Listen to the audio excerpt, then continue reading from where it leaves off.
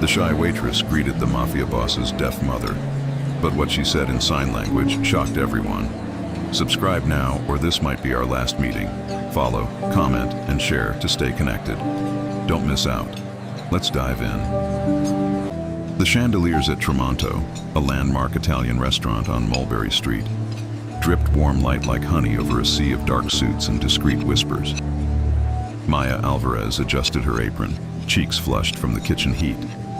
She'd trained herself to glide, to be invisible, to never invite questions. Tonight, that plan shattered in 10 signed words. At table 7 sat Luca Moretti, the quiet man whose last name made other men speak more quietly. Beside him, a silver-haired woman with bright eyes watched the room with a patient smile. The woman tapped her glass twice and looked up, hopeful. Maya noticed the motion first, the particular way a deaf person tried to be seen in a world that forgot to look. She stepped closer, hands steadying the tray at her hip. "Good evening," Maya signed in American Sign Language, her face warm, her body relaxed into the shape of language. "How may I help you?" The older woman's eyes filled with light. She signed swiftly, the motions graceful. "I was telling my son the tiramisu used to be brighter. It tasted like holidays. Could you tell the chef he almost got my memory right?" Maya smiled. "I'll tell him. And I'll ask about the coffee brand. Sometimes it changes the cream." Luca's fork paused mid-air. His gaze, habitual steel, softened in a startled way that looked dangerous on him. Not because he was a threat, but because curiosity from a man like him became a mission. "You sign," he said, voice low enough to conceal how intrigued he was. "She signs very well." His mother, Elena, signed with pride, then spoke aloud in careful syllables. "You never learned, Luca. Now you will." Heat climbed Maya's neck. "It's just something I picked up." "People don't pick up kindness," Luca replied. He didn't smile. He noticed. "What's your name?" "Maya." She bent, placing water at just the right distance from Elena's hand. "And this is a new roast, I'll confirm." Elena tapped her wrist, the universal sign for time. "Ask the chef before he forgets." She signed. Then, to Maya alone, "Thank you for not shouting at me like I'm far away." A laugh caught in Maya's throat. "You're not far away. People just don't know how to cross the room." When Maya turned, Luca's attention followed, the way a hawk tracks motion without moving its wings. She felt the weight of it, of being seen, and hated that part of her straightened to meet it. He was exactly the type of man she avoided, decisive, feared, with the means to pull any thread until a life unraveled. She delivered Elena's note to the chef, returned with espresso, and translated back and forth. Elena's travel story about Palermo and the seaside, Luca's dry humor about his mother conscripting waitstaff into dessert reform movements. Maya kept her answers small. "Yes, no. I'll ask. But soft things sneak out when you relax." Elena signed. "Where did you learn?" "My father lost hearing after an accident. I learned because I was late." The confession came without permission. She had learned to be on time for pain. When Elena lifted her espresso, Luca asked, "What's your last name, Maya?" "Alvarez," she said, keeping her eyes on Elena. "Elena likes you," Luca said, as if naming the weather. "That doesn't happen often." "I like people who look at me," Elena signed pointedly. She looked. Maya nodded, stepping back before temptation to linger, to answer more, betrayed her. She wanted out of this light. At the end of the meal, Luca left cash like it grew in his palm and a single business card, Moretti Imports. Not a phone number, just a line written in a deliberate hand. For the coffee question, or anything else. He slid it toward Maya, not touching her fingers. "I won't need anything else," she said. "Everyone needs something," he replied. Maya waited for the table to leave before letting her breath out. She tucked the card into her apron to toss later, told herself she would forget his eyes, told herself she would never sign in public again. She told herself many things she didn't believe. Near closing, a man in a leather jacket hung at the bar, eyes on her reflection in the mirror. He wasn't drinking. He was remembering her face. Maya's stomach turned cold. She knew the look. Recognition without warmth. She finished her shift and stepped into the alley where the city exhaled steam. Footsteps followed at a distance that said, "Don't run. We like it better when you do." A black Maserati rolled to a satin stop at the curb. The passenger door swung open. Luca's voice traveled like velvet over a blade. "Maya, get in." Her heartbeat did what it always did when the past smelled her name. Sped, then shrank. She should keep walking. She should never climb into a wolf's car. Behind her, leather jacket quickened. Maya slid into the seat. The door closed like a vow. "What a coincidence," Luca murmured, eyes on the mirror. "I was just thinking how I hate coincidences." "Then you're going to hate my life," Maya said. "Your life is safe for the next 10 minutes, he said, easing into the street. "Tell me who he is." "I don't say names," she replied, hands tightening on her bag. "Fine," Luca said, turning left without signaling. "Then tell me how many there are." She swallowed. "Tonight? 1." She paused. "But they don't like to be alone." "And you," Luca said, gaze moving from road to her face, as if calculating what had to be protected to preserve something he suddenly valued. "You really thought I'd let you walk out alone after the way my mother looked at you?" Maya faced him. "No," she admitted. "I thought you'd let me because it would hurt less later." The corner of his mouth tilted, the closest he came to a smile in public. "Later?" Maya looked back at the alley fading behind them. "Later always comes." The Maserati slipped under the Manhattan Bridge lights as another car eased out 2 blocks behind. Luca didn't look. He knew. Maya folded Elena's espresso note in her palm and wondered why the smallest language always found her, right before the shot began. The crack ricocheted off brick. Luca didn't flinch. The speed changed, but the line didn't. He guided the Maserati into darkness and out again, letting the city's rhythm conceal his evasions. Behind them, a sedan nosed wider, unsignaled, predatory. "Keep your head down," he said, not raising his voice. "Glove box." Maya fumbled. No gun, just a black rectangle the size of a paperback. She opened it to rows of metal tiles. Plates. He handed her one with a practiced flick. "Put that over the dash camera, left corner." "Illegal?" she asked. "Everything worth doing is inconvenient," he said. They cut across Chinatown, then up into streets where families ate late and nobody called the cops for noise. The sedan stayed 3 cars back. Luca's phone buzzed once. He didn't glance down. "Your friend at the bar?" he asked. "Not my friend." "An old debt?" he offered. "A rumor," she said. Luca's eyes tracked a slice of window. "Rumors don't wait in alleys." She almost said it. "He used to be my fiancé's runner." She caught the words with her teeth. New city, new rules, less speaking. "Pull into light," Maya said suddenly. "Please." Luca arched a brow.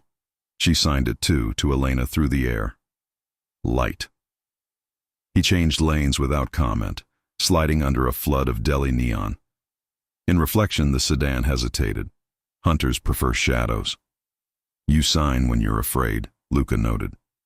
"I sign when I need courage," she corrected softly, "because I learned to speak again with my hands before I could with my mouth." He didn't push. That surprised her more than the gunshot. Men like him always press the bruise. He drove 2 more blocks, then pulled into a private garage whose door rolled up on sight of the car. He parked where concrete swallows sound. "Why here?" she asked. "Because my mother will kill me if I bring strangers to the house," he said. "And because you are not a stranger." Maya opened her mouth to argue and instead heard herself say, "Elena wants you to learn 3 signs by tomorrow." "What for?" "To prove you were listening." He inclined his head. "Teach me." She taught him thank you, sorry, brave. He fumbled the shapes, not used to asking his face to work with his hands. The sight, danger uncoordinated, made her laugh once, quickly. He glanced sideways, pleased like men get when they make rare children laugh. The elevator up smelled faintly of cedar. On the 10th floor, A door opened to a room that gave nothing away. Dark wood, simple lines, a piano nobody touched. Maya stood, caught between awe and suspicion. Rich men made soft rooms to disguise hard choices. "You can sleep here," he said. "There's security, but more importantly, there's discretion." Maya shook her head. "I have a place. You have a situation," he said, "and you have me until I understand it." She began to refuse again. Then the picture blinked behind her eyes. An old apartment buzzer, a folded note. "You should have kept quiet" in block letters. She stayed. When she re-emerged from a quick shower, Luca was at the kitchen island. Sleeves rolled, wrist bones clean like he'd never lifted anything heavier than a bottle of Barolo. But the scar at the base of his thumb said otherwise. "Coffee?" he asked. She took the cup and risked a look. "You don't ask many questions for a man who hates coincidence." "I'm saving them," he said. "For when?" "When you trust me enough to answer." Trust. The old word. The one that used to mean permission to hurt me. She sipped.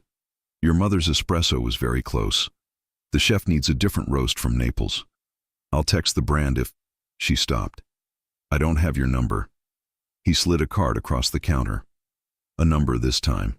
She took it, then, unthinking, tucked it behind her phone case, and saw the wallpaper beneath. A photograph she couldn't bring herself to change. A dock in Miami. Two silhouettes. One man with a soft smile and a hand too light on her shoulder. Luca saw nothing and everything. "Who is he?" "A rumor," she said. "Rumors don't kiss you on docks," he replied. She set down the cup, heart slamming. "He's the reason I don't say names. He's the reason a runner remembers my face and waits at bars." Luca leaned back, hands flat. "And what did you take from him?" "Myself," she said. "Eventually." His mouth tipped again, not amusement, respect.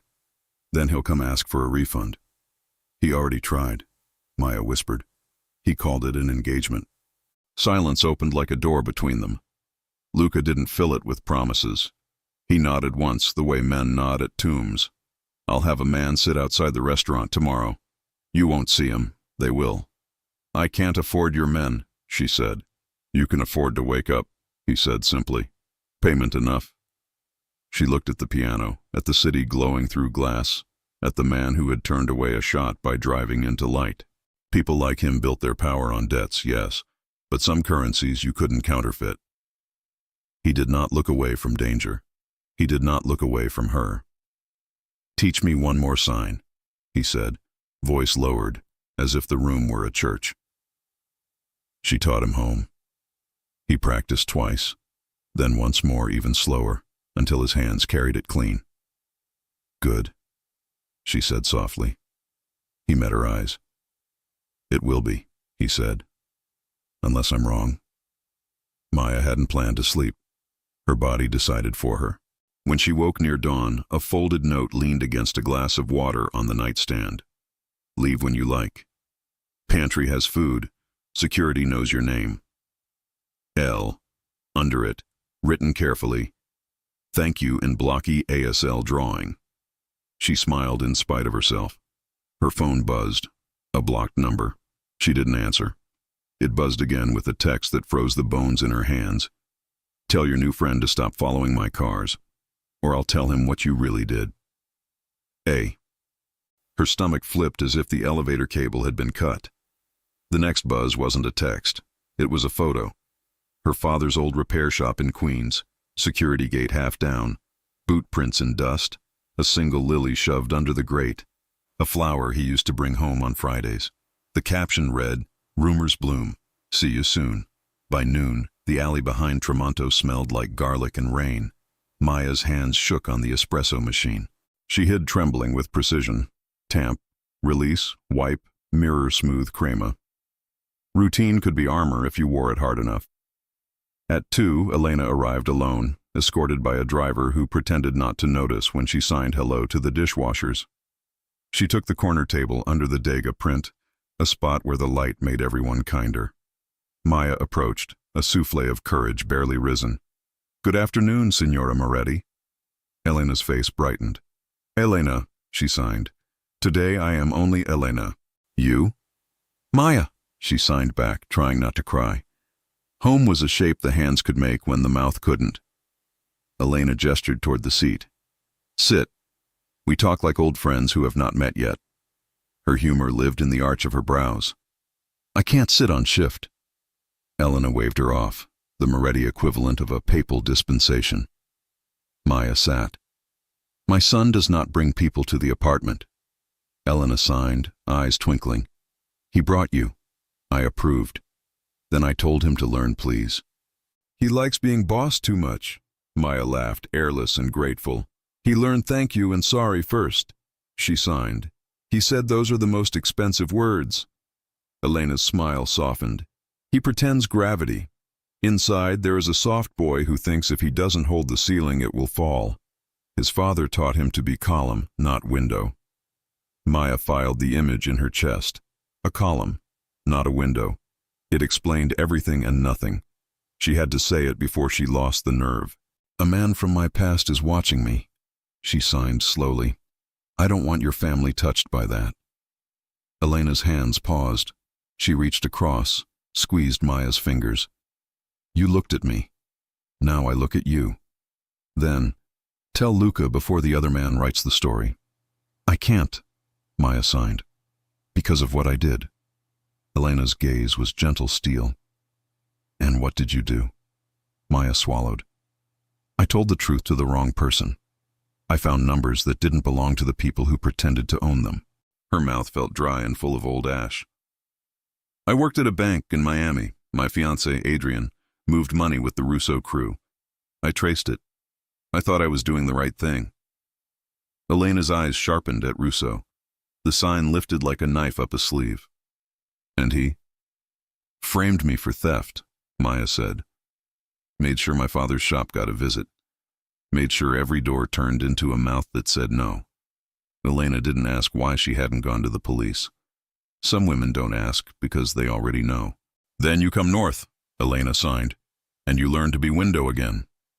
Column, Maya corrected, smiling weakly. Elena tapped her temple. Column and window both. My son thinks you are window. He likes the light. She leaned in. Tell him about Miami, before Miami arrives. As if summoned, Luca walked in, not with his crew, but with wind, like weather you can't blame for being itself. He greeted his mother, kissed her cheek, then turned toward Maya as if his body recognized the sound she made standing still. Good afternoon, he said. Do I pass the test? Maya blinked. Which test? He signed, halting but careful. Sorry. Thank you. Brave. The shapes were rough. The facework was right. She bit back a smile. Elena clapped like a queen pleased by a peasant's juggle.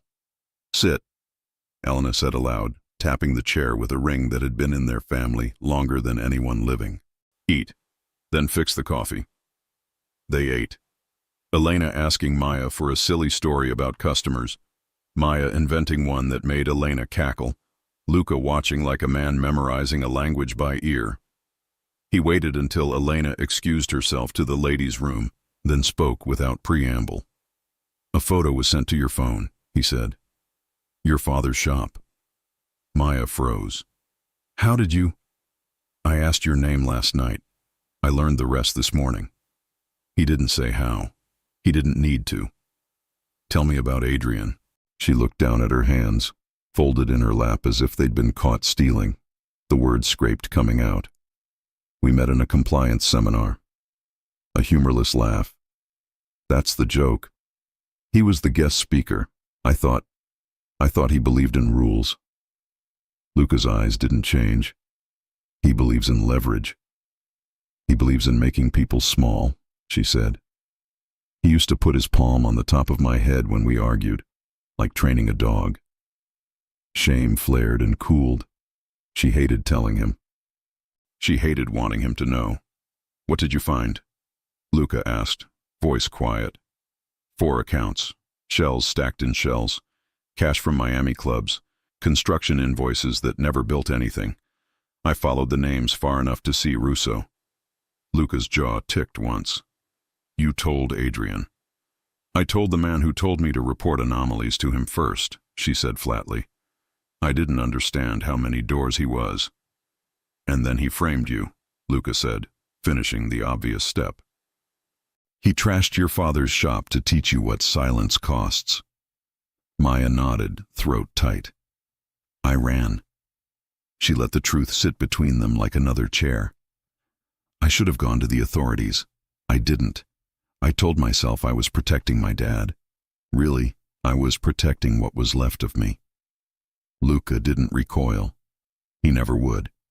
He had known too many women who learned the cost of speaking in scars. You'll tell the rest later, he said. Now eat. I'm not hungry. Eat anyway, he said. You fight better on something besides coffee. She lifted her fork as Elena returned, eyes bright with mischief. I told Maria in the kitchen that my son is learning to say sorry, she announced. She fainted. Luca stood, kissed her knuckles, and for a second the city shrank to something soft. Maya wanted to keep it that size, just for one afternoon. Elena patted Maya's arm. Bring the coffee bag you like, she signed. Show him how to taste it. I don't teach men like your son, Maya signed back without thinking, grinning now. They don't like being wrong. Elena arched her brow toward Luca. He likes being wrong for you.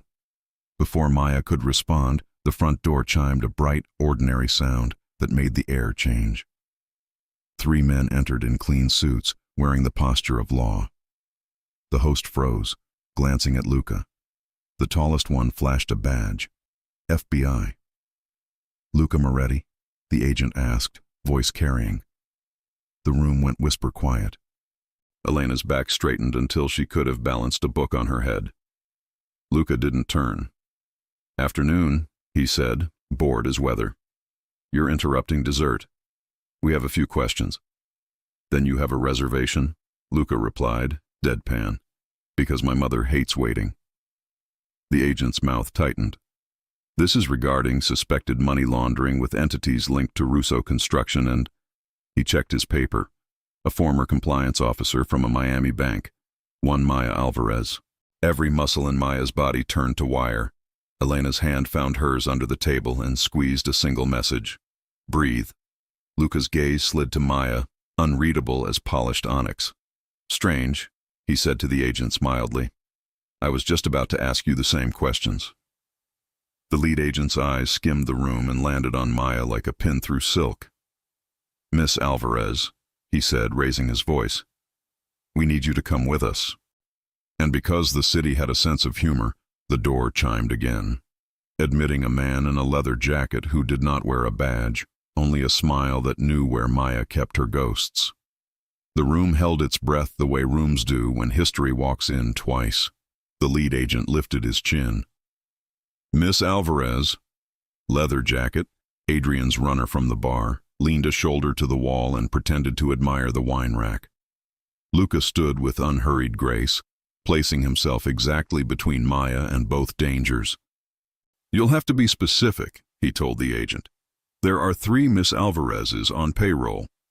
The agent's gaze sharpened. This one, he said and pointed. Rude, Elena said clearly, in her bright, precise voice.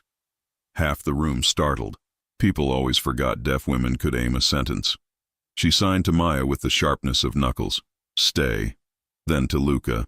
Fix. Maya rose anyway. It's okay, she began. It isn't, Luca said without looking back. Sit. The agent's badge flashed again. Mr. Moretti, we can make a scene or you can let Miss Alvarez step outside for a few questions. You don't have a warrant, Luca said. You have bravado and poor timing. Are you refusing to cooperate? I'm refusing theater, Luca replied. Order coffee. Do your job faster. Leather jacket chuckled softly.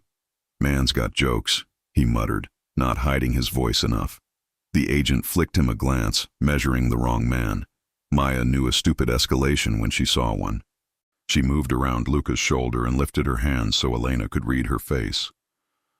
I'll go, she signed and said aloud, for the agent's benefit. If I have counsel. That can be arranged, the agent said, already stepping aside as if victory were a door he had opened himself. Good, Luca said, dialing. Because my counsel is very bored and loves brunch. Outside on the sidewalk, September light made even the squad cars look like props. The agent guided Maya to the curb as Luca followed with a stillness more dangerous than any shout. Two other agents positioned themselves like bookends. Miss Alvarez, the lead began, flipping pages. You were engaged to one Adrian Cole, formerly of Baystone National in Miami. The name cracked like old paint inside her chest. I was. You left Florida approximately 12 months ago after allegations of internal theft that, curiously, were later dropped. Why? Because they were false, she said. And because power hates paper trails unless it owns them. The agent's mouth twitched. You're very quotable. I'm very tired, she said. Do you know Russo Construction? I know what newspapers call them. Do you know Russo as in the family that does not build anything but hides money and scaffolding? Luca's eyebrow tilted. The agent pretended not to see him hear what he had not said. The lead shuffled pages. We have evidence that Adrian Cole used you to move funds, that he fed your credentials to a third party, that when you tried to report it, he... The agent paused, as if the next word tasted wrong. Nullified your career. Maya swallowed. The FBI read my story and skipped to the ending. Why am I here? Because your name is on 3 internal memos sent to Cole's private account, the agent said. We want an explanation that beats love is blind. She had it, the explanation. Evidence buried under fear. But the street had too many ears, and Leather Jacket's mouth had the memory of a recorder. I won't speak without counsel, she repeated. The agent nodded once, as if he'd expected that. Mr. Moretti, he said, turning, we'll need access to your shipping ledgers. Luca made a sound that might have been a laugh in another language. You can have whatever the court orders, he said. But since your timing is so excellent, perhaps you'd like to ask Adrian Cole why he sent a man to follow my friend home. The agent blinked. Your friend? Words evolve, Luca said. The agent turned just in time to see Leather Jacket smirk. Recognition flashed. Mr. Cole can answer questions down at the field office, he said evenly. We're done here for now. They weren't, of course. Nothing was ever done when men left without winning. The agents withdrew with a promise of paperwork. Leather Jacket peeled off the wall and followed them with his eyes, then flicked a cigarette into the gutter without lighting it. Tell Adrian dinner's off, Luca said to him mildly. I'm only the RSVP, the runner replied, hands wide. But since you're being sociable, he wants his ring back.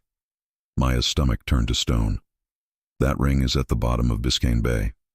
Then he wants you to bring him the ocean, Leather Jacket said and smiled. Tonight, 9, Pier 17. Tell him to meet me instead, Luca said. Oh, he will, the runner replied. He insists. Bring Window Girl if you like. The runner left with the insolence of a man who hadn't been stopped yet. Luca watched him disappear into traffic and then finally looked at Maya. Pier 17, he said. Bad choice for a swim. I'm not going, Maya said. You're not, he agreed. We are. She shook her head hard.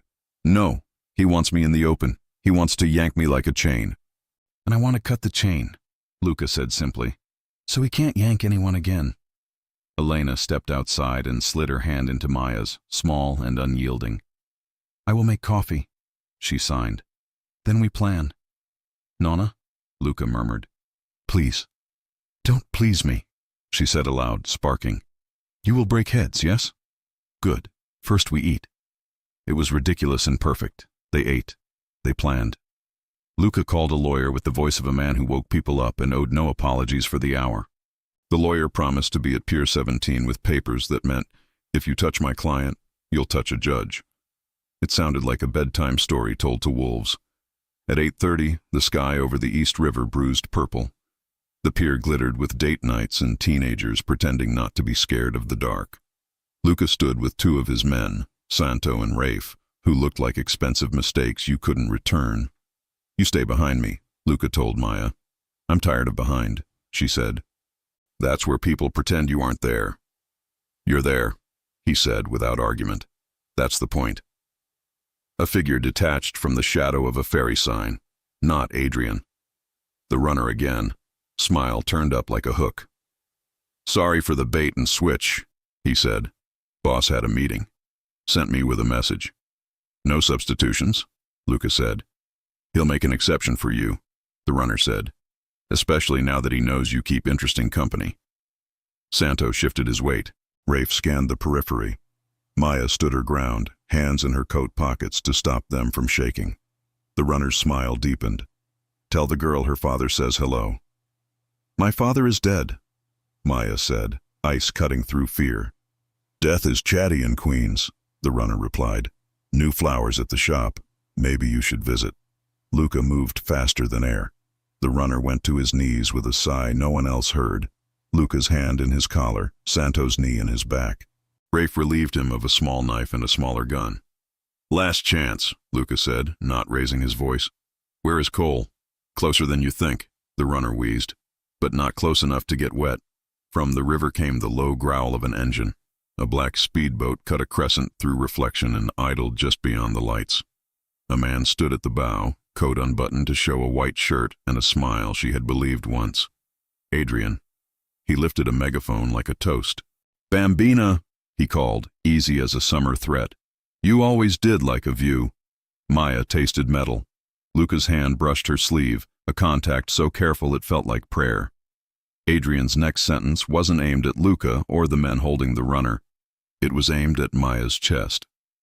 "Tell your new boyfriend," he called, laughter carrying over water, "that the feds eat out of my hand, just like you did."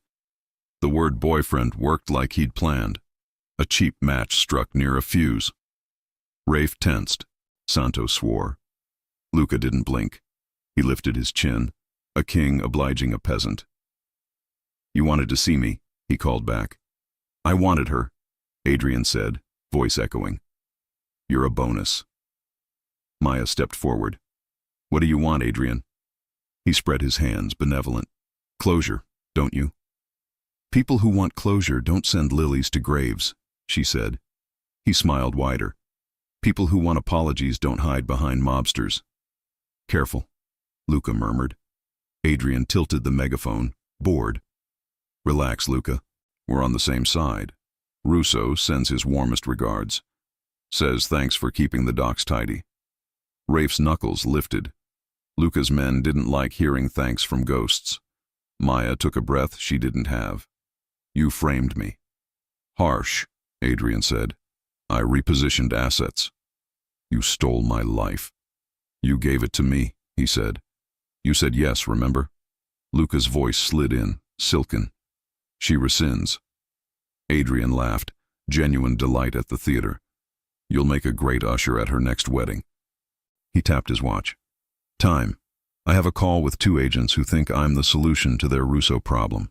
Fun how that works."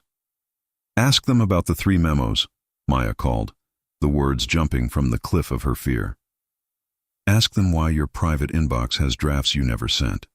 Ones I wrote that you forwarded to yourself after you deleted my access." The smile dulled a degree. "You were always clever," he said. "Clever women are exhausting." "Clever men are sloppy," she replied. "You hid the shells inside shells, but you signed the wrong wire by hand at 2:14 a.m., under a camera at a 24-hour florist. The timestamp doesn't lie. Your alibi does." Adrian's face went smooth. He didn't like being seen by his own mirror. "Tell Luca your father's favorite mechanic has a new address," he said instead. "Call it an invitation." "You don't get to talk about my father," Maya said, voice shaking. "Everything you touched is mine to reference," he said. "That's how ownership works." Ownership. The old claim. The first lie. Luca stepped a half step forward, the night folding around him. "Enough," he said. "You wanted my attention. You have it. Next time, bring a ring that fits the finger you're trying to bite." Adrian's laugh came like glass in a bag. "Cute. Keep her then. She's good at paperwork. You'll need that when the feds come. They always come." He lifted a hand. The boat peeled away, cutting neon into shards. Luca released the runner like garbage at the curb. "Tell your boss his papers are overdue," he said softly. The man limped off, eyes full of future mistakes. Rafe exhaled. "What's the play?" "Two fronts," Luca said. "Legal, street. Elena gets neither." Maya stared at the dark where the boat had been. The tremor took her after the danger left, as always. She heard her own breath and hated how loud fear makes you to yourself. Luca turned to her. "You were brilliant," he said, "and reckless. On balance, I approve." She let out a shaky laugh. "That's the nicest thing anyone's ever said after I yelled at a man with a megaphone." "Eat," he said. "I can't keep eating every time I confront a memory," she said. "You can," he replied, "until your body believes you again." They drove. He didn't ask if she wanted to go to his place or hers. He took her where she was safest. Elena's brownstone in Carroll Gardens. Quiet street, geraniums like stubborn hearts on the sill. Elena opened the door before they rang. Mothers hear tires they love. Elena looked at Luca first, reading the lines that hadn't been there this morning. Then at Maya, reading the quiver that wouldn't leave her hands. Elena cupped Maya's cheek, thumb warm and sure. "I have soup," she signed, "and a bat." Luca kissed his mother's forehead. "We'll take both." They sat at the kitchen table like people in a painting of family. Luca briefed, concise like war reports. Elena listened, filling bowls with minestrone. When he finished, Elena signed, "We make a list." "Of what?" Maya asked, already soothed by ritual. "Of what we can control," Elena signed. "Men think control is walls. Women know control is doors." They listed attorneys' ledgers, camera footage at a florist, the fact that Luca owned the adjacent building to the pier, and therefore the camera pointed at the river, he hadn't mentioned that part, and Elena's church ladies, who knew every patrol route from here to Bay Ridge. "We go to the FBI," Luca said finally. "On our terms, with evidence." "They already tried to make me theirs," Maya said. "Let them try again," he said, "but make them hungry first." Elena snapped her fingers to get both of their eyes. "No secrets in this house," she signed. "Secrets rot the floor." Maya nodded. "Then I have to tell you something I should have told you yesterday." The words scraped. "I kept copies of everything, in case the truth needed a lawyer." Luca didn't look surprised. He looked proud. "Good," he said. "We'll use them." She reached into her bag and placed a small, battered drive on the table. The room seemed to lean, the way rooms do when a new weight arrives. Elena whispered, "Brava," then louder in case a deaf son forgot what bravery sounds like. "Brava." Luca took the drive like a sacrament. "Tomorrow morning," he said. "My lawyer, my office. You tell the story once. He will do the rest." "And tonight?" Maya asked, exhaustion dragging at her bones like wet cloth. "Tonight you sleep," he said. "I can't." "You will," he said. "I'll sit in the chair." "I don't need—" "You'll sleep if you hear someone you trust breathing," he said simply. Trust. The word returned like a stray dog that insists it lives here. She didn't argue this time. She slept on Elena's sofa, blanket smelling faintly of lavender and lemon oil, while Luca sat in the chair, long frame folded awkwardly, every muscle at parade rest. He didn't move when the old brownstone creaked. He didn't look at his phone. He watched her breathe and quietly matched her rhythm. At 3 a.m., a soft thud sounded at the back door, a letter pushed under, the coward's knock. Luca rose like tide, silent and absolute. He lifted the folded paper with gloved fingers. No return address. One sentence printed in block letters. "She belongs to who feeds her." Elena appeared in the doorway, hair braided down her back like a woman who fights tidy. Luca handed her the note. She read, then looked at the door as if it were a disobedient child.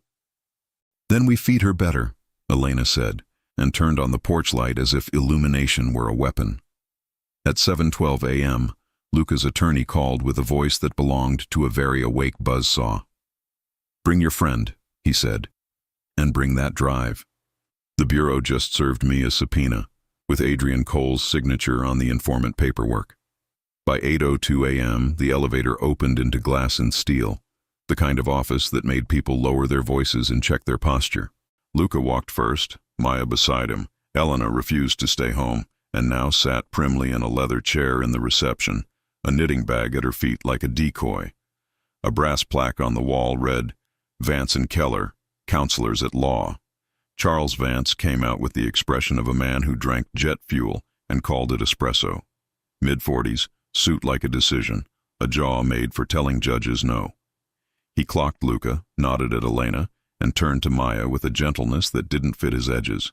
"You must be Ms. Alvarez." His handshake was brief, warm. "We're going to build a bridge and set a fire under it. May I see the drive?" Maya handed over the battered stick. It has copies, draft memos, raw transaction logs, metadata screenshots, and 2 short clips from the bank's lobby cams the night the theft occurred. "Alleged theft," Vance corrected, already striding toward a conference room. "Words are clay. We picked the mold." Inside, screens bloomed to life as his paralegal worked. Vance didn't waste seconds. "The Bureau shoved a subpoena under my door at sunrise," he said. "The cover sheet flags you, Luca. The attached affidavit leans on Russo Construction, a shell in Newark, and an informant identified only as CIA." Maya's stomach knotted. "Adrian." Vance smiled without humor. "Cole got himself a halo with a crooked nail. He's feeding them, and he wants to plate you with the same fork. Good news is he can't eat and talk at the same time.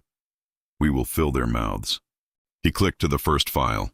On screen, a draft email Maya had written to the bank's internal hotline, never sent. The metadata pane sat to the side like a small truth with sharp teeth. Drafted 02:13 a.m. Device, MAMB01, last accessed 02:16 a.m. Device, ACMB03. "Cole opened your draft from his laptop minutes after you saved it," Vance narrated. Then he forwarded a modified version from your credentials to his private account at 3:02. Classic piggyback, rookie arrogance. Maya forced her hands flat to the table. "He assumed I wouldn't know how to pull device IDs. People who count money underestimate people who make it honest," Vance said, switching to the florist clip. "And this chef's kiss."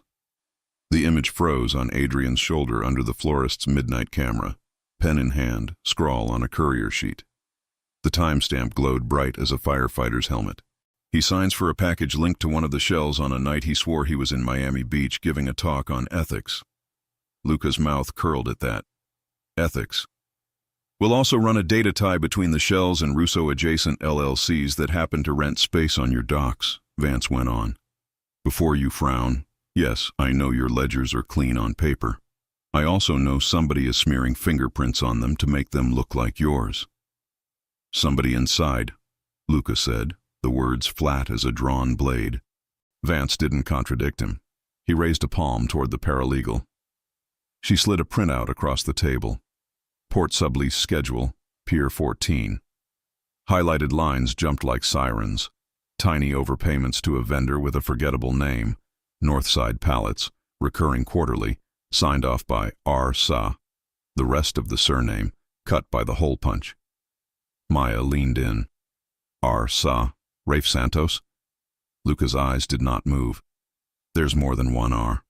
Vance drummed once on the table, a gavel's echo. "There's also a camera. City cam across from your warehouse. We subpoenaed the feed last month in another matter. Lucky us, it points at your door Tuesdays. Lucky us, Tuesdays are pallet days." He nodded to the paralegal. The screen switched to night footage. A box truck reversing to the loading bay. A man in a knit cap jumping down. The angle was bad. Faces blurred into winter. "Enhance what you can," Vance said. "But I don't need faces. I need patterns." He turned to Maya. "Here's our road. We asked the U.S. attorney for a proffer session, queen for a day. You tell your story in my office with the government listening. Your ask, non-prosecution on the bank nonsense, witness protections on your father's shop memories, and a lane to testify about Cole and Russo without painting Luca as the artist." Maya swallowed. "They'll try to make me a tool. Then we be the hand," Vance said. We give them more truth than their informant gave them and make their case better if they leave Luca out of it. Prosecutors don't marry facts. They marry wins. Elena tapped the table to catch attention. She signed with quick economy. Safe. Then, when, where, who. Vance watched her hands like he'd been raised to observe carefully before speaking. Tomorrow, noon, he said aloud and slowly, looking to Elena and then to Maya. Here, government in this room. We control the coffee and the copies. We let them feel clever while we pick their pockets for promises. Luca sat back, unreadable. We push too hard. Cole panics. Panic makes him dangerous. Cole is already dangerous, Vance replied. Panic only makes him visible, which we need. The paralegal pointed at the screen again. Sir, new alert. A small window popped up. Anomalous print job. Moretti Imports, HQ, 8:26 a.m., and a thumbnail of an accounting ledger spilled in miniature. Vance's brows lifted. We installed detection on your network last year, he told Luca as if the detail were weather. Someone just printed Pier 14 subleases from inside your building and emailed them to a free webmail address. Maya felt the temperature tilt. Who's in your office this early? Half the company, Luca said dryly. I pay well and provide espresso. The paralegal clicked deeper. Printer, 4th floor, ops, user, are Santos. The air thinned. Luca didn't move for a count of 3, and in those 3 seconds Maya understood what power really meant. Not volume, not violence, but the ability to keep your face a still pool when the rock drops. Rafe signs everything, he said at last, polite as a knife. Including things he doesn't read. Then either your lieutenant is sloppy, Vance said, or he's making 2 kinds of copies. Maya's pulse jumped. Rafe was on the pier last night. He's loyal. People are loyal until they're offered a different kind of fear, Vance said. Loyalty and terror spend the same. Elena's knitting needles clicked once, the sound of a verdict. She signed to Luca without blinking. Ask, look, not shout. Then to Maya, breathe. Luca stood. We go now, he said, voice low.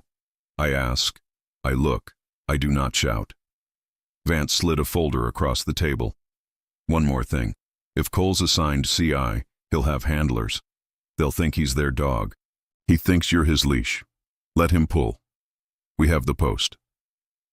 Meaning? Maya asked. Meaning you dress the wound and let him sniff it, Vance said, grim amusement in it. Text him. Offer a professional meet. Not lover. Not victim. Consultant. Tell him you're willing to sit down with the Bureau to correct the record, and you thought he should know first. That will make him drive faster, Luca said. Good, Vance replied. Men who drive fast forget to check their mirrors. They left the office with a plan that felt like holding fire by the cool end. Outside, the city had shaken off its morning fog and put on its midday hustle. On the curb, Elena squeezed Maya's hand. Window and column, she signed. Today we are both. At Moretti Imports, the lobby smelled like citrus cleaner and salt. Employees lifted their eyes, then lowered them with affection rather than fear. Luca's empire ran on competence as much as reputation. Upstairs, the operations floor opened into a half-wall bullpen. Rafe stood by a printer, body hunched, tie loosened. At the sight of Luca, he straightened, easy grin switching on like a light. Boss, he said, we got the Long Island offload scheduled an hour early. Do we? Luca said. And do we have a reason you're printing my subleases to a personal account? Rafe blinked, blank, then offended. What? No. I was emailing the county permit office from my phone. Printer must be. He checked the panel, bit his lip, pushed buttons as if a machine could be cajoled into innocence. See? It keeps caching. Stop, Luca said, not loud. Look at me. Rafe looked. He was a good liar in the way dogs are good at pretending they didn't steal chicken. His eyes kept skittering left like a bird watching a shadow. Who gave you Northside pallets? Luca asked. Vendor on the county list, Rafe said. Who vouched? Rafe's pause was a breath and a lifetime. Paolo. The name dropped into the room like a wrench. Paolo, the bookkeeper who'd taught Luca to balance his first dock ledger at 16. The man who brought Elena fresh figs in summer and filed taxes so clean they squeaked. Maya felt the thread snap and go taut in another direction. "Does Paolo have access to the ops floor printer?" she asked. "Paolo has access to heaven and earth," Luca said softly. "Because I gave it to him." Rafe swallowed. "Boss, Luca lifted a palm. "Fix your tie," he said, and walked away. Maya hurried to match his stride. "Rafe might be stupid," she said under her breath. "Paolo is not." "Paolo is family," Luca answered, which is a sentence that contains both facts and mistakes. They reached the end of the hall where a glass-walled conference room looked over the harbor. The skyline cut the horizon like a promise you could almost afford. Luca tapped the glass. "Every Tuesday, Paolo meets the auditors here. Except last Tuesday he met no one and ordered sandwiches for 2. "You have the camera," Maya said. Luca's mouth tightened. "We had the camera." He held up a small thumb drive in a plastic evidence bag. "Someone swapped it at 7:40 a.m. and returned it at 9:15. Nothing on it but a screensaver and an old Sinatra song." "Which one?" Maya asked absurdly. "All the Way," he said, and something like pain crossed his face and left. Her phone buzzed. "Adrian." The text preview showed only the first sentence. "Lunch sounds charming. Bring your new—" She didn't open it. She could feel the heat of it through glass. "Vance wants me to bait him," she said. "I want to gut him," Luca replied evenly. "We will compromise." He pushed open the door to his private office. The room smelled faintly of cedar and rain from a coat hung to dry. Sun fell across the piano in the corner, black lacquer like a calm sea. Luca crossed to his desk, reached for a drawer, stopped. "What?" Maya asked. He didn't answer. He went to the piano, lifted the fallboard.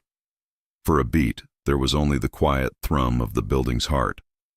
Then he slid his hand under the soundboard and came up with a matchbox-sized device taped to the wood, black with a pinhole and a dead red LED. "A bug," he said, voice gone winter. Maya's skin prickled.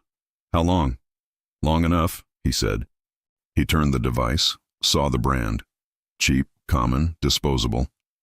And the way the tape had been torn on a slant. He had taught Rafe to rip tape like that to keep his fingerprints off. He had watched Paolo cut tape straight as scripture. Something white fluttered from where the bug had sat. A folded square, thin as a receipt. Luca opened it with care. 2 block-printed words stared up, all teeth and cheer. "Nice window." He closed his hand around the paper so slowly it felt like an oath forming. The quiet in the room deepened until Maya could hear only the small song of her own breath and the faint, remembered shape of Elena's last sign that morning. "Fix." "Luca," Maya said, throat dry. "What do we do?" He set the bug down on the piano with the same care he used for his mother's teacups. When he spoke, it was the voice he saved for weather he intended to change. "We close the window," he said, "and then we find out who opened it." Her phone buzzed again. Adrian, patient as rust. Maya stared at the message she hadn't read yet and realized that whatever they said to the government tomorrow would be the second most dangerous conversation of the week. Because the first one had already started, here, in this quiet room, with a piano that had been listening. The office intercom crackled, Elena's voice, tight with something Maya had never heard there before. "Luca," she said. "Police just called me from Queens. Someone broke into your father's old shop. They left a ledger on the workbench, with your name on every page." Queens smelled of motor oil and ghosts. By the time Luca and Maya arrived, yellow tape fluttered in the October wind like surrender flags. The old sign, Moretti and Son Auto Repair, still clung above the awning, letters fading but stubborn. Inside, the air carried burnt dust and old steel. A uniformed officer looked up from his notepad. "Detective said you'd want to see this, Mr. Moretti." Luca nodded once. The man stepped aside, revealing a workbench scarred by decades of wrench marks. On top, a ledger, leather-bound, edges blackened as if someone had tried to burn it and lost their nerve.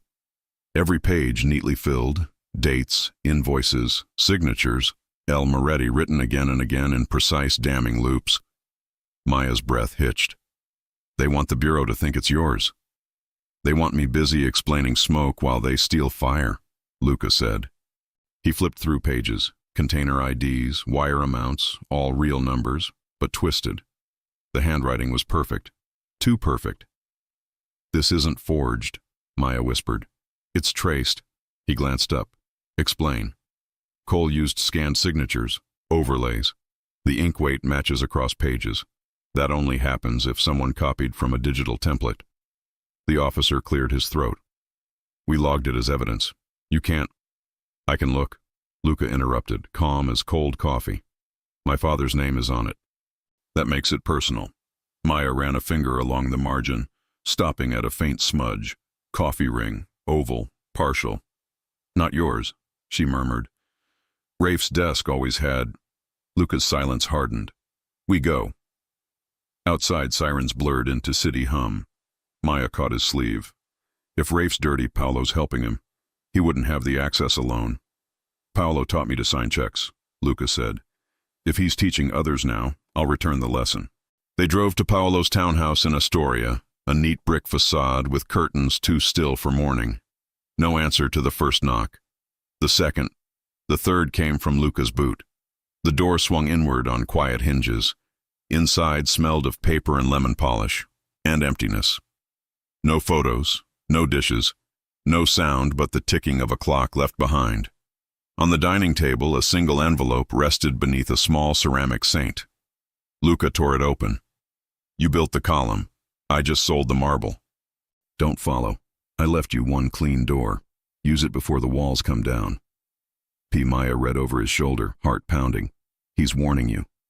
He's warning himself, Luca said. People who think they can walk out forget the city has corners. He pocketed the note. His phone buzzed. Vance. Our friends at the Bureau moved up the meeting. 10 a.m. today. Bring the drive. And whatever bomb just landed in your lap. Make it noon, Luca said.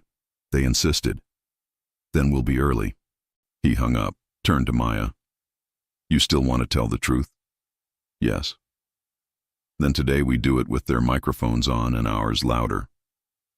The Bureau's Manhattan field office rose from the street like a gray sermon. Inside, glass walls reflected too much honesty. Vance met them at the checkpoint, folders under one arm, sarcasm under the other. Agents Geller and Moore, he said, nodding toward two figures at the end of the corridor. One brisk, one bored. Try to remember they think they're the heroes. Conference room. Recorder light blinking red. Vance opened. This is a voluntary proffer. My client, Ms. Alvarez, will speak freely regarding financial misconduct linked to Adrian Cole, Russo Construction, and affiliated shells. Mr. Moretti attends as corroborating witness. Geller leaned forward. Corroborating or controlling? Vance smiled. Both start with C. Pick your favorite. Maya exhaled. A year ago I discovered 4 accounts. She told it clean. Timestamps, transfers, the florist, the theft that wasn't. Each word a stone laid straight. When she finished, Moore slid a photo across the table, the burnt ledger. Recognize this? Yes, she said. It's fake. Interesting. Our lab says genuine ink, genuine paper, genuine signature. Signatures copied, she replied. Overlay test the loops. You'll see repetition down to the pixel. Geller frowned. You seem confident. I built the audit protocol you'll use to prove it, she said. Page 12. Silence stretched. Then Moore tapped the folder. Who else knew you'd testify today? Adrian Cole, she said, and whoever listens to Luca's piano. Vance slid a small bag onto the table, the bug. Recovered this morning. You might check bureau procurement. Cheap models, but your Miami office likes imports. That landed. Geller's jaw flexed. We'll verify. Do, Vance said. While you're at it, check Pier 14 permits. One vendor's been sending ledgers to ghosts. The recorder's light winked off. Meeting adjourned by unspoken mutual exhaustion. As they left, Geller murmured to Maya, "Watch your six. Informants get creative when cornered." She nodded. So do witnesses. Outside, rain began. Soft, early, forgiving.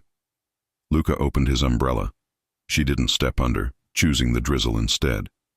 "You did well," he said. "I told the truth." Same thing. They reached the curb where his car waited.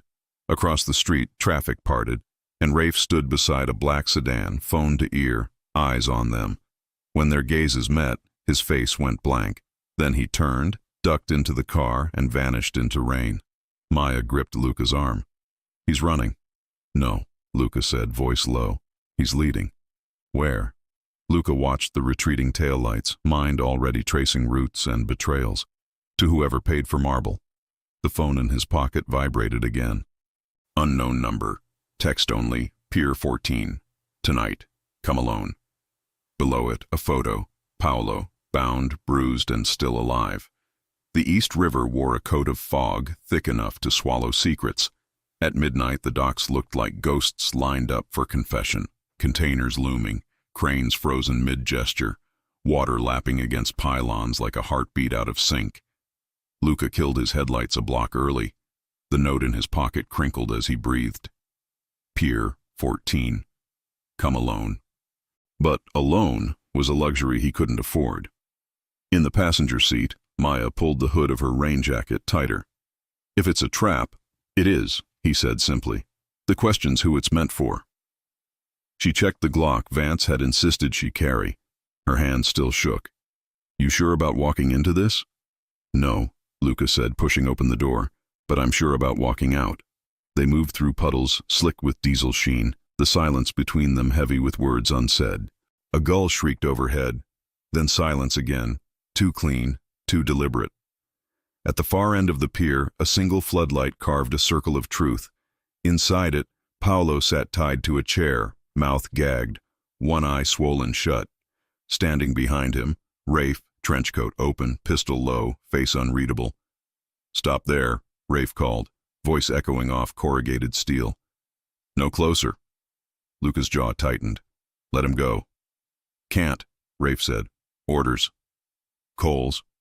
"Higher." Maya's breath caught. "Who's higher than Adrian Cole?" The answer came from the shadows, a smooth voice laced with expensive bourbon. "Me."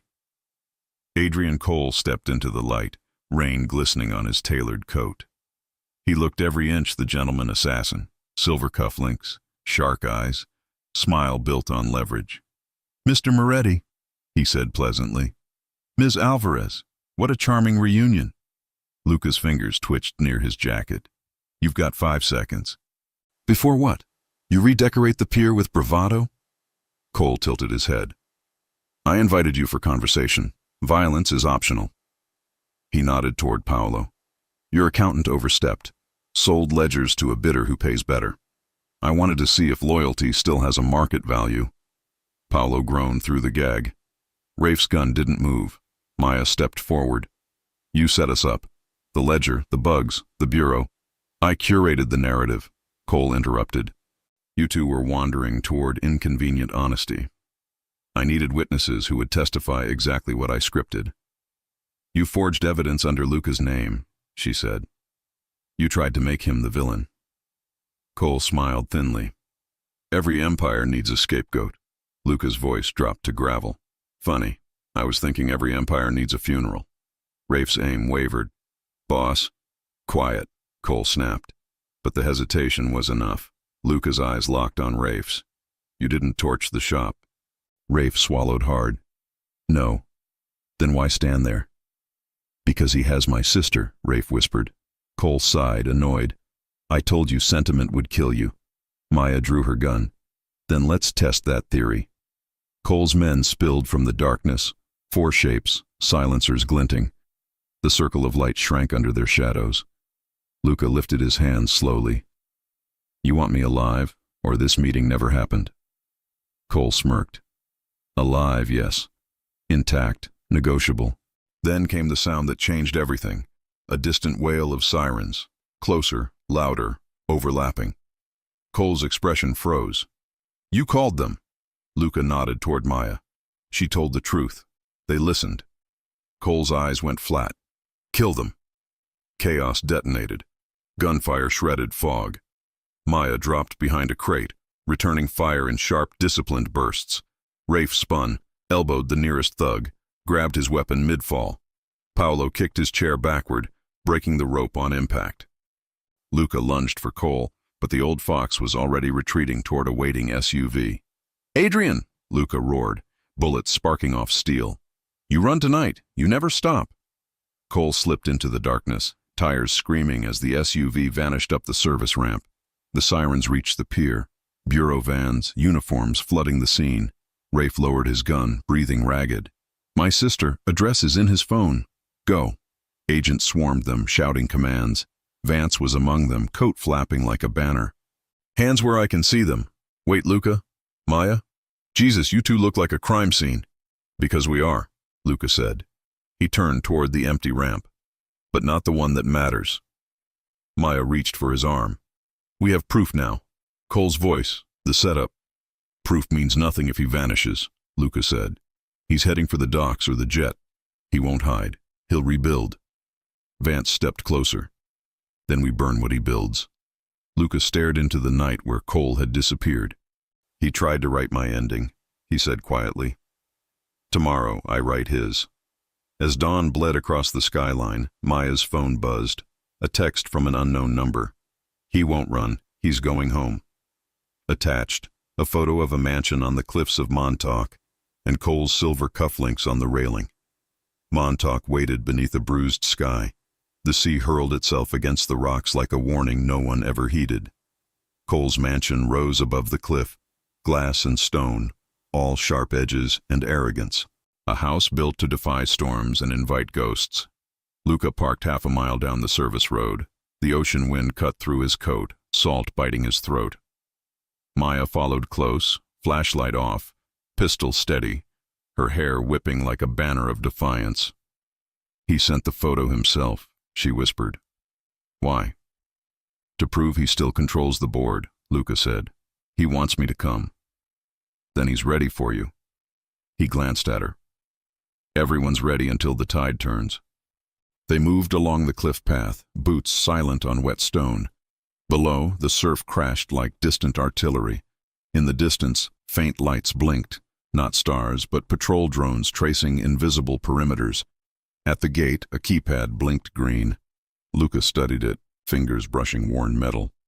Rafe said Cole used the same codes for every property. Try 1001. Maya keyed it in. The gate side open. They slipped through shadow to the rear terrace, glass walls revealing a museum of wealth. Marble floors, oil paintings, a piano gleaming like a confession. Luca froze mid-step. On the piano sat a single wine glass, half full, still warm. "He's here," Maya breathed. A voice drifted from the darkness. "Of course I am." Adrian Cole stepped from the study, holding a decanter like a priest offering communion. No guards this time, no weapons visible, just a man wearing calm-like armor. "I wasn't running," he said. "I was waiting." Luca's hand hovered near his holster. "For what? Absolution?" "For you to decide who you are," Cole said. "A man chasing justice, or another Moretti chasing blood." Maya stepped forward. "You forged ledgers. You blackmailed witnesses. You destroyed families." "I built empires," Cole corrected. "And you, both of you, helped me, whether you admit it or not." He walked to the window, waves roaring beneath. "I recruited Rafe to your family. I paid Paolo to keep the books clean. I made the bureau look the other way. Without me, the Morettis would still be fixing carburetors. You made corpses, not careers," Luca said. Cole turned, eyes cold. "Spare me the sermon. You think your father stayed clean? He took my money too. You just never looked close enough." The words hit like shrapnel. Maya saw Luca's knuckles whiten. "He's lying." "Am I?" Cole asked softly. Ask Vance why your father's name is on sealed transport manifests. Ask the Bureau who moved contraband through Queens for 20 years. Everyone sins, Luca. I just charge interest. Luca took a step closer. You don't get to rewrite my father. Then prove me wrong, Cole said. Take the files in my safe. Turn me in. But remember, if you open those pages, you'll see your bloodline written in ink you can't wash off. For a moment, silence. The sea. The rain. Then Maya spoke. You're bluffing. He doesn't need your poison. Cole's gaze softened, almost pitying. He needs the truth, Ms. Alvarez. You both do. He turned his back, deliberate, dismissive, and poured another drink. Luca drew his gun. Stop. Cole froze, but didn't turn. Go on, kill me. It's what he would have done. Who? Cole smiled faintly. Your father. The word cracked the air. Maya's voice broke through. Luca, don't. That's what he wants. Luca's breath came slow, controlled. The muzzle trembled, not from fear, but from memory. His father's hands, the shop, the ledger. Cole glanced over his shoulder. You think justice comes from restraint? Justice is a myth told by men too weak to finish the job. The gun lowered. No, Luca said quietly. Justice is surviving long enough to tell the story. He nodded toward Maya. She stepped to the sideboard, pressing a tiny recorder Vance had given her. Light red, blinking. Cole's smirk faltered. Luca's voice turned steel. You admitted to forgery, manipulation, federal interference, and accessory to murder. Cole straightened slowly, realizing too late the walls had ears. You think a tape stops me? No, Luca said. But the Bureau outside might. Cole blinked, then laughed, short and sharp. They're not. Floodlights flared through the rain. Tires screeched on wet gravel. Shouts carried over wind. Cole's mask slipped. You called them? I told the truth, Maya said. Footsteps thundered at the door. Cole lunged for the decanter, but Luca moved faster, slamming him back against the piano. Glass shattered. Wine bled across ivory keys like spilled confession. Agents burst in, weapons drawn. Adrian Cole, you're under arrest for fraud, racketeering, obstruction. Cole looked up, a ghost caught mid-prayer. You'll regret this, Moretti. You think you're free now? You're just taking my place? Luca met his gaze. No, I'm breaking your circle. They dragged Cole out, rain swallowing his curses.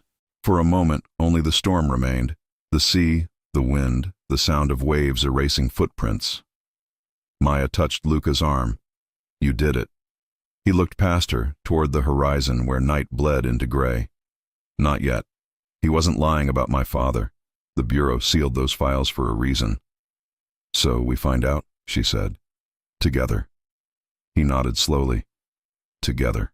Outside, lightning split the sky, illuminating the cliffs. And in the distance, a lone figure watched from a parked car, face hidden, eyes fixed on the house. The next flash of lightning revealed what they couldn't see. Vance, gripping a dossier marked Moretti, Salvatore, classified. And in the corner, a signature, not Cole's, Luca's father's. Dawn crept across Manhattan like a promise kept too late. Luca stood at the window of his penthouse, city lights fading into gray morning. Below, sirens murmured in the distance, blending with the hum of traffic, the song of a city that forgot yesterday faster than it forgave it. On the counter behind him lay a sealed dossier, edges damp from rain. Moretti, Salvatore, classified, stamped with bureau markings, signed in a hand he knew as well as his own. Maya stepped from the hallway, hair damp, eyes soft, but alert. You've been staring at it for an hour. I thought the truth would feel lighter, Luca said. Turns out it just weighs different. She crossed to him. You don't have to open it alone. He hesitated, then broke the seal. The paper crackled like old gilt. Inside, typed reports, surveillance photos, ledgers, and one line circled in red. Salvatore Moretti, confidential asset, 1989-2001. Maya's eyes widened. He was an informant? Luca's jaw tightened. A broker, between the Bureau and the syndicates. He built peace one deal at a time, thought he was keeping the family safe. She traced the signature. He risked everything. He sold everything, Luca said quietly, including the truth. Another page, names, transactions, files sealed under immunity. At the bottom, handwritten notes. If they come for my son, give him this. Let him choose the bridge or the fire. Maya looked up. He left this for you, or for the man he hoped I'd become. Silence stretched, filled with the sound of their breathing, the faint echo of rain against glass. Finally, Luca exhaled. He made deals with devils, but he believed he was saving us. Maybe that's the curse, thinking you can build a bridge out of blood. Maya laid a hand on his chest, then build something else. He looked at her, at the woman who'd walked through every shadow beside him, who'd taught him that mercy wasn't weakness, that truth didn't have to be loud to be real. What if the Bureau uses this? He asked. Turns his sins into my shackles? Then we write our own record, she said. Tell them everything, before they can twist it. The idea settled like sunrise, slow, inevitable, warm. Luca nodded. No more ghosts. By noon, they sat across from Geller and Moore in the same glass room where the storm had started. Vance stood behind them, arms crossed, face unreadable. Luca placed the dossier on the table. You want the truth? Here it is. My father built peace by making enemies believe they were winning. He sold favors to both sides, but he never sold people. Geller studied him. You're not your father. No, Luca said, but I'll carry what he couldn't. Maya slid a USB drive across the table. Everything Cole forged, everything we found, signed statements, audio. You'll have enough to bury his empire 10 feet deeper than he buried the truth. Moore nodded slowly. You realize this puts you on record. If we open these files, your family's name goes public. I'm counting on it, Luca said. You can't erase a shadow unless you shine the light. Geller glanced at Vance. You sure about this? Vance shrugged. He's a Moretti. They don't do half measures. The agent signed the form. The red light blinked on. This time, Luca didn't flinch. When it was over, they walked out into sunlight. The sky had cleared. Blue stretched wide like forgiveness. Maya squeezed his hand. What now? Luca looked toward the city. Bridges spanning the river, cars moving like veins. Now we build something honest. Something worth the blood it took to get here. She smiled.